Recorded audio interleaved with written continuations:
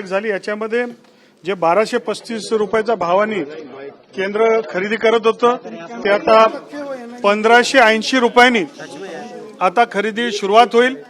1-1 lakh ton ते खरेदी करणार होते, आता त्याच्यामध्ये 3-3, 4-4 लाख टन म्हणजे टोटल मिळून जवळपास 6 लाख टनचा हा विचार त्यांच्याकडे आहे। एक्सपोर्टची सबसिडी ही दुप्पट करण्यासंदर्भातला सुद्धा सकारात्मक विषय त्यांनी केला आणि ही जे कांद्याची खरेदी ही आता थेट एपीएमसी मधनं होणार आहे आणि त्यामुळे कांद्यासंदर्भात एक मोठा उछाल पुढच्या काळामध्ये मार्केटमध्ये पाहायला आपल्याला मिळेल।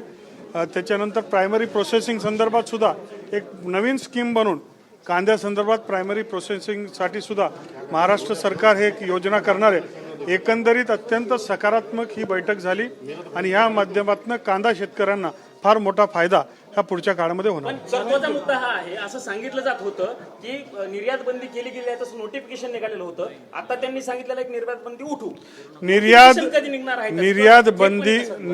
बंदी नाहीच आहे। मागच्या 3 वर्षापासून निर्यात बंदी नाहीये। कोणी जरी अफवा करत असेल आणि अधिकृतरित्या आपल्याला माहिती पडलं तर त्यांच्यावर कडक कारवाई आणि गुन्हा देखील दाखल होऊ शकेल। उलट आता आपल्याला एक्सपोर्ट करण्यासंदर्भात रोड टॅप जी योजना होती त्याच्यामध्ये 1.9% हे मिळत होतं, ती 4% व्हावी अशा प्रकारची मागणी आम्ही केली। त्यावर सकारात्मक विचार होऊन 10 दिवसामध्ये आपल्याला निर्णय मिळणार आहे आणि म्हणून एक्सपोर्टला फार मोठं प्रोत्साहन, विशेषतः नाशिकच्या महाराष्ट्राच्या कांद्याला पुढच्या काळामध्ये एक्सपोर्टसाठी फार मोठी सवलत मिळणार। असं आहे की ज्या शेतकऱ्यांनी कमी किमतीमध्ये कांदा विकला होता, कारण मागच्या काही दिवसापासून आपण बघतोय, खास करून मागचे 4-5 दिवसापूर्वी कांद्याचे दर खूप कमी होते, त्या शेतकऱ्यांचं नुकसान झालेलं आहे। त्यांना नुकसान भरपाई देण्यासाठी सरकारकडून काही प्लॅन आखला जाणार आहे का किंवा तशी काही चर्चा झाली आहे? नाही, त्या संदर्भात इथे चर्चा झाली नाही, परंतु आपल्याला दरवर्षी याच्यामध्ये ही जी काही संघटित टीम ही मार्च-एप्रिलमध्ये कांद्याचा भाव पाडते आणि स्वस्ताने विकत घेऊन घेते, नंतर ही हेच नापेड आणि NCCFला विकते।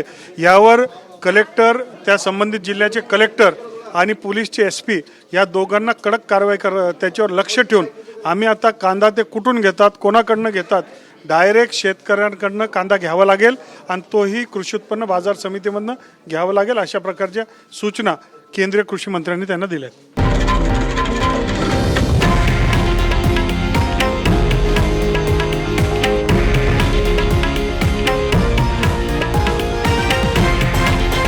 हे आहे देशातील नंबर 1 न्यूज नेटवर्क आणि आपण पाहत आहात TV9 मराठी, एकमेव।